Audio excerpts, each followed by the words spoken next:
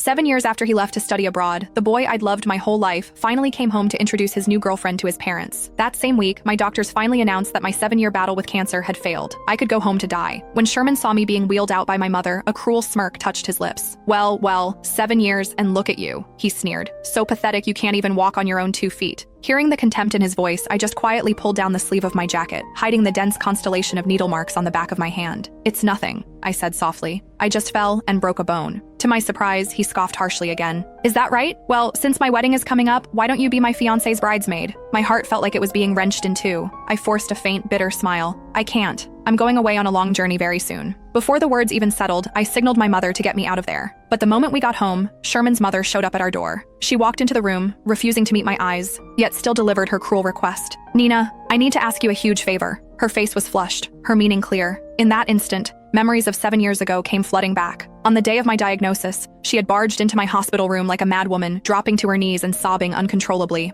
Please don't hold Sherman back. He just got his acceptance letter. If he finds out you're sick, he'll never leave. For the sake of his future, I delayed my treatment and staged a massive betrayal instead. I pretended to cheat, coldly shattering Sherman's heart to force him abroad. Now, she lowered her voice again, whispering like a co-conspirator. Don't blame me, Nina. His current girlfriend is a perfect match for him. I can't let this wedding fall apart. If he finds out the truth about back then, he'll lose it. Then came the knife to the heart. Could you just stay away from him for a while? You don't have much time left anyway, right? The words "don't have much time left" hung heavy in the air. Furious, my mother slammed the pack of adult diapers onto the bed, but I clutched her arm tightly, turning to look at that woman, my voice weak but steady. I promise. I won't tell Sherman the truth. I took a deep breath and continued, but I can't promise not to see him. Through 7 years of agonizing torture, whenever the chemo made me want to give up, I clung to that old photo of us. Countless times in the ICU, it was my mother calling out his name that dragged me back from the brink. I've lost the battle for my life, but in these final moments, I have to see him. It's the only reason I fought so hard to leave the hospital. I thought it was over after his mother left, but when I woke up from a daze, I heard the voice that has haunted my dreams drifting in from the living room. My heart skipped a beat, paralyzed by shock. After all, 7 years ago, he hated my guts. He had stood outside my door like a wounded animal, smashing the windows to demand an explanation. And when I saw him off in the rain, he smashed the phone filled with our memories right in front of me before walking away for good. Yet here he was, standing right in my living room. Through the crack in the door, I instantly read the situation. He was holding his fiancé's hand tightly,